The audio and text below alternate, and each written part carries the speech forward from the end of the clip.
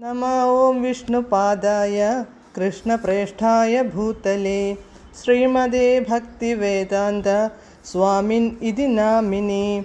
नमस्ते सारस्वते देवे गौरवाणी प्रचारिणे निर्विशेषशून्यवादी पाश्चात्यदेशतारिणे।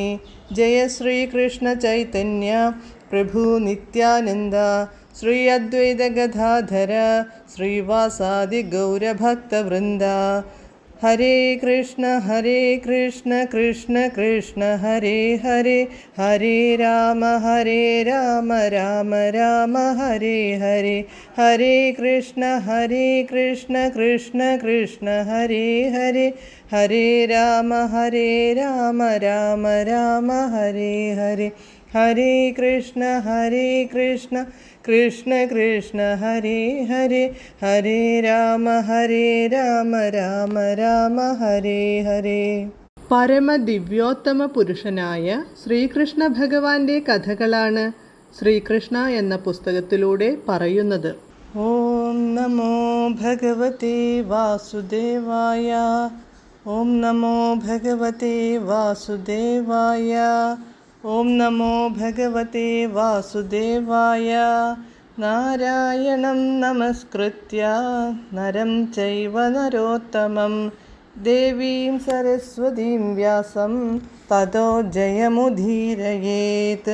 നഷ്ടപ്രായേഷു ഭദ്രേഷു നിത്യം ഭാഗവത സേവയാ ഭഗവത്യുത്തമശ്ലോകേ ഭക്തിർഭവതി നഷ്ടികി.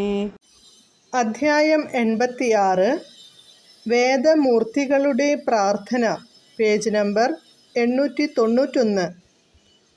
ഭൗതിക തത്വജ്ഞാനികളുടെ സിദ്ധാന്തങ്ങളെല്ലാം ക്ഷണികവും മായികവും അസ്തിത്വത്തിൽ നിന്നുത്പന്നവും സ്വപ്നസദൃശവുമായ നിഗമനങ്ങളാണെന്നു കരുതേണ്ടിയിരിക്കുന്നു.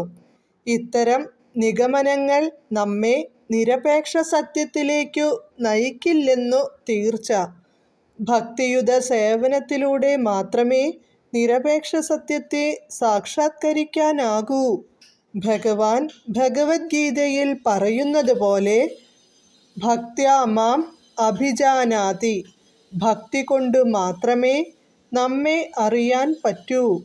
ഇക്കാര്യത്തിൽ ശ്രീല ശ്രീധരസ്വാമിയുടെ കവിതയിൽ ഇങ്ങനെ പറയുന്നു: പ്രിയപ്പെട്ട ഭഗവാനെ, മറ്റുള്ളവർ അവരുടെ മഹത്തായ ദാർശനിക സിദ്ധാന്തങ്ങളെ തത്വവത്കരിച്ചുകൊണ്ടു തെറ്റായ വാദകോലാഹലങ്ങളിലും ശുഷ്കമായ അഭ്യൂഹങ്ങളിലും വ്യാപരിക്കട്ടെ. അവർക്കു പരമപുരുഷനെക്കുറിച്ച് ഒന്നും അറിഞ്ഞുകൂടെങ്കിലും മഹാപണ്ഡിതന്മാരെ പോലെ എല്ലാം ആസ്വദിച്ചുകൊണ്ട് മായയിലും അജ്ഞതയുടെ അന്ധകാരത്തിലും അലഞ്ഞു തിരിയട്ടെ. ഹേ മാധവ, വാമന, ത്രിനയന, സംഘർഷണ, ശ്രീപദേ, ഗോവിന്ദ, സർവാംഗ സുന്ദരനും പരമപുമാനുമായ അവിടുത്തെ തിരുനാമങ്ങൾ ഉരുവിട്ടുകൊണ്ടു മുക്തി പ്രാപിക്കാൻ മാത്രമാണ് ഞാൻ ആഗ്രഹിക്കുന്നത്. അവിടുത്തെ അതീന്ദ്രിയ നാമങ്ങൾ ഉരുവിട്ടുകൊണ്ട് ഐഹിക ജീവിതത്തിൻ്റെ മാലിന്യങ്ങളിൽ നിന്നും ഞാൻ മുക്തനായി തീരട്ടെ. വേദമൂർത്തികൾ പറഞ്ഞു: പ്രിയപ്പെട്ട ഭഗവാനെ, അവിടുത്തെ കാരുണ്യം കൊണ്ട് അവിടുത്തെ സമുന്നതമായ അതീന്ദ്രിയാവസ്ഥയെക്കുറിച്ചു ശരിയായ നിഗമനത്തിലെത്തുമ്പോൾ സൈദ്ധാന്തികരുടെ അഥവാ ദാർശനികരെന്നു വിളിക്കപ്പെടുന്നവരുടെ സൃഷ്ടികളായ വിവിധ തത്വങ്ങളെക്കുറിച്ച് ആരും വേവലാതിപ്പെടാറില്ല. ഗൗതമൻ, കണാദൻ, പതഞ്ജലി, കപിലൻ, നിരീശ്വരൻ എന്നിവരുടെ സിദ്ധാന്തങ്ങളെക്കുറിച്ചാണ് ഈ പരാമർശം. യഥാർത്ഥത്തിൽ 2 കപിലന്മാരുണ്ട്. ഈശ്വരാവതാരവും കർദമമുനിയുടെ പുത്രനുമായ കപിലനാണ് ഒരാൾ.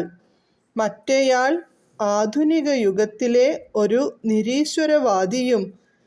സ്വയംഭൂവ മന്വന്തരത്തിൽ കർദമമുനിയുടെ പുത്രനായി അവതരിച്ച പരമപുരുഷനായി പലപ്പോഴും നിരീശ്വരവാദിയായ കപിലനെ തെറ്റായി ചിത്രീകരിക്കാറുണ്ട്.